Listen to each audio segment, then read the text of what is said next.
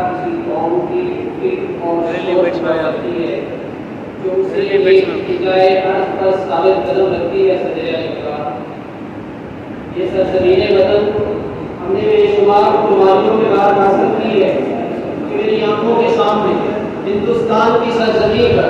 گورے آقاؤں کی غلامی میں زندگی بسر کرتے مسلمان ہیں کہ ان کی بیٹیوں کی رضاؤں کو چھینا جا رہا ہے، ان کے جوان بیٹوں کو اپنی نیند سلایا جا رہا ہے، جن کے مسلمانوں کو اسلامی احکامات پر عمل کرنے سے روکا جا رہا ہے۔ ہر سمت مسلمانوں پر تباہی چھائی ہوئی ہے، اپنے ہی وطن میں غیروں کے ہاتھوں میں بادشاہی ہے کہ ایسے میں ایک مرد مجاہد مرد ملک دین محمد کا سپاہی کھڑا ہوتا ہے، اسلام کا علم لے کر یہ نعرہ لگاتا ہے بڑھتے رہے گا ہندوستان لیکن رہیں گے پاکستان، بڑھتے رہے گا ہندوستان لیکن رہیں گے پاکستان۔ قائم اس نعرے پر قوم جمع ہوتی ہے اور میں نعرہ بنتا ہے تو لا الہ الا اللہ کی صدا کے 14 اگست 1947 کو پاکستان معرض وجود میں آیا، تبھی تو شاید یہ کہنے پہ مجبور ہو گیا ہزاروں پھول سے چہرے جلوس کے خام ہوئے، بری بہار میں اس طرح ہمارا باز جلا، ملی نہیں ہے عرض پاک تحفہ میں، ملی نہیں ہے عرض پاک تحفہ میں، جو لاکھوں دین بجھے ہیں تو یہ چراغ جلا، جو لاکھوں دین بجھے ہیں تو یہ چراغ جلا۔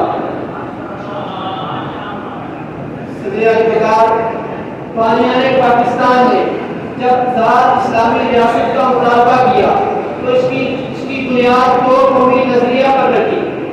یہ دو قومی نظریہ پاکستان کہلاتا ہے۔ یہی نظریہ پاکستان تھا کہ جس نے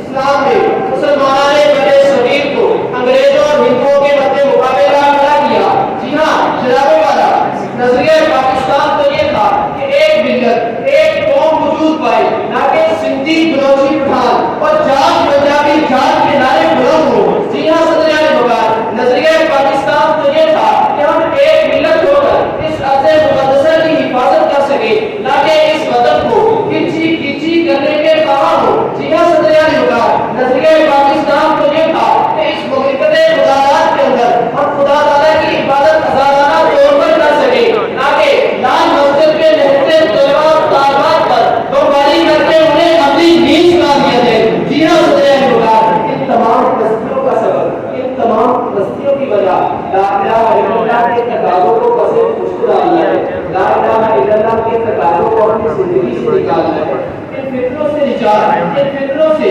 ان پستیوں سے نجات کا ایک واحد حل ہے، ایک واحد حل یہی ہے کہ اس قوم کو اسی نظریہ پاکستان پر اکٹھا کیا جائے جس طرح یہ قوم 75 سال پہلے بابا قوم کے مطالبے پر اکٹھی ہوئی اور اس لا الہ الا اللہ کے نعرے سے اکٹھی ہونے والی قوم نے اپنے عمل سے پابند کروایا کہ نظریہ پاکستان میں بھی بقائے پاکستان مضمر ہے۔ تو پھر مجھے کہنے دیجیے اے میرے ہموطن کہ گلستان تیرا بھی ہے میرا بھی ہے، اس کا صوبہ سیا تیرا بھی ہے میرا بھی ہے، قائد اعظم کی کہتے ہیں امانت ہم جسے